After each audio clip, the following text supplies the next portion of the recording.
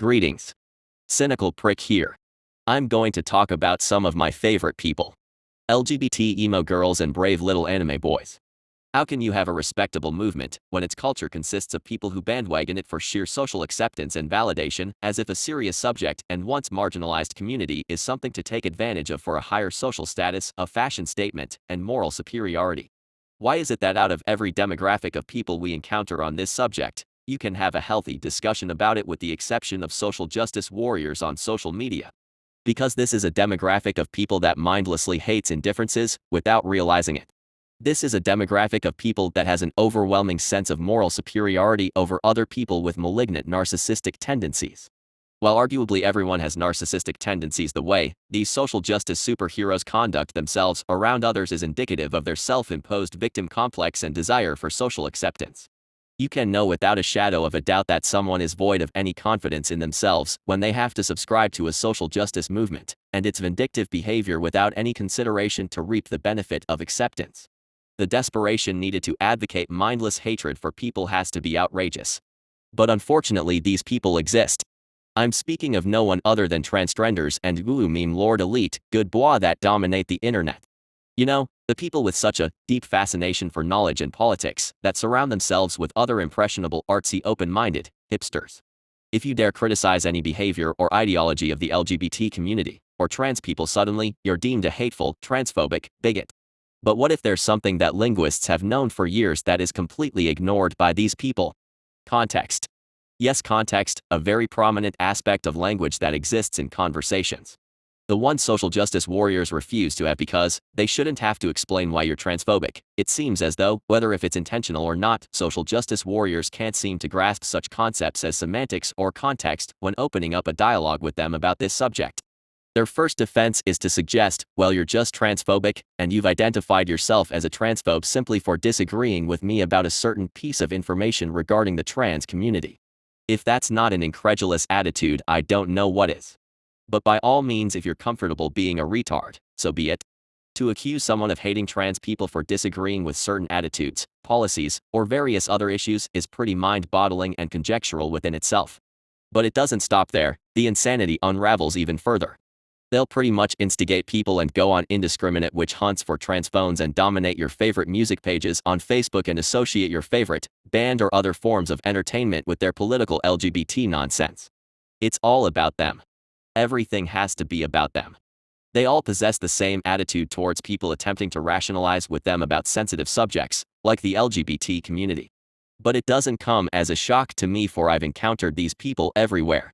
If I say, for instance, well, identity aside, I don't believe we should reconceptualize society's perception on biological sex to accommodate a group of people that demand we do so, especially when there's objective evidence that suggests your sex is contingent on your reproductive compatibility. Which is absolutely true. This is not a haha told you so observation or statement. It's just, well, the fucking truth. If it were up to me, I'd wish that people could alter their sex at will and I'd have no issue with it. But even the most minor form of criticism triggers a mindless but predictable response, which typically entails, oof transphobe, or okay transphobe. These people are incapable of seeing the nuances in a topic like this, so they default to recycled catchphrases rather than actually disproving your argument. Because why actually use critical thinking and provide information on how the individual is transphobic or just purely wrong? So, let me summarize what happened. You've made a point that it is indeed an irrefutable fact that one's sex is based on your anatomy, but never made the implication that you have an issue with people identifying as the opposite sex. But of course, the social justice warrior is not willing to reason with you or make exceptions. Just don't attempt to please these people.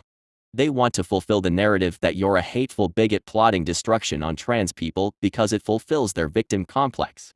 Which, let's be honest, someone identifying as the opposite sex is not a crime, nor does it affect your life or anyone else's for that matter. For instance, at one point I used to enjoy watching Steven Crowder's content and agreed with several of his talking points on LGBT discussions. Until he decided to crash an LGBT event in spite of their differing beliefs. And that's completely unacceptable, and yes, I'd argue that it was a transphobic act.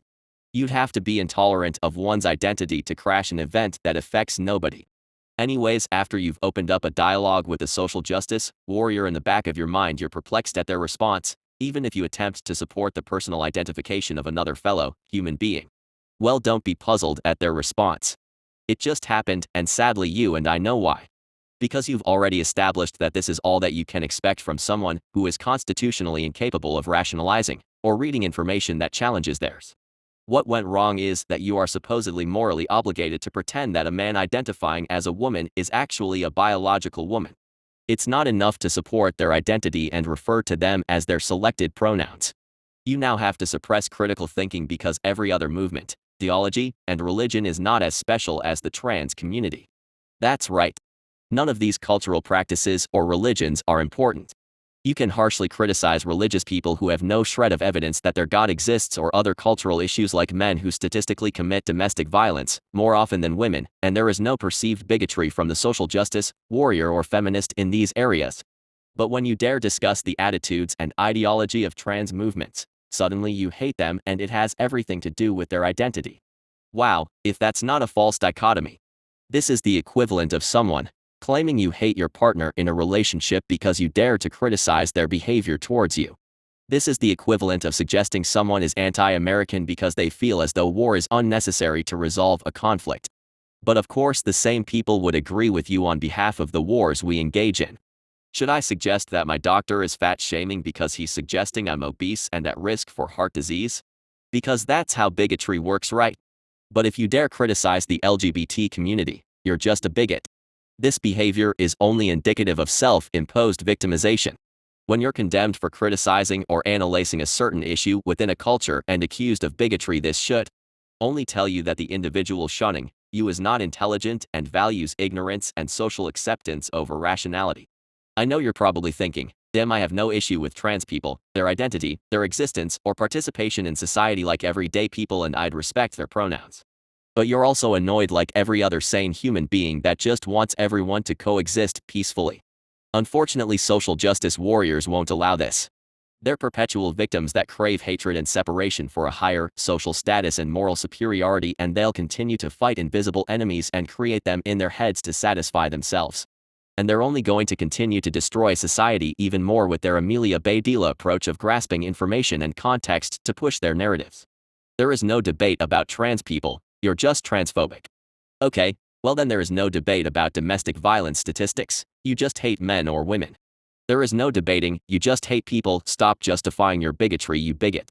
Now mindlessly support any talking point that we throw out onto social media. Fuck critical thinking. And this is why I don't respect advocates of the LGBT community anymore as I used to. Acceptance is not enough. We have to allow these people to infringe on our rights. Oh, you mean the right to be a bigot? Yeah, sure. Another example of refusing to think circumstantially.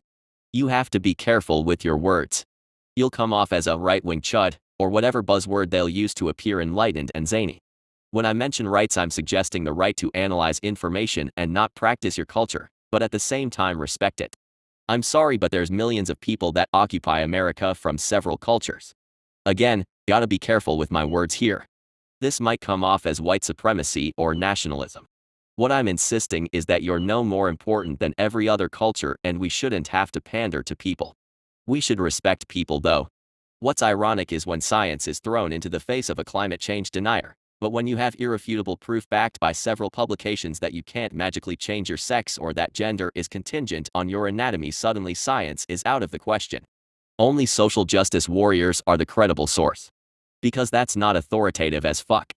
The edgy conservatives that deny climate change are told to avoid climate change debates because they are not scientists, but the social justice warrior does not follow this standard, for they are not accredited biologists.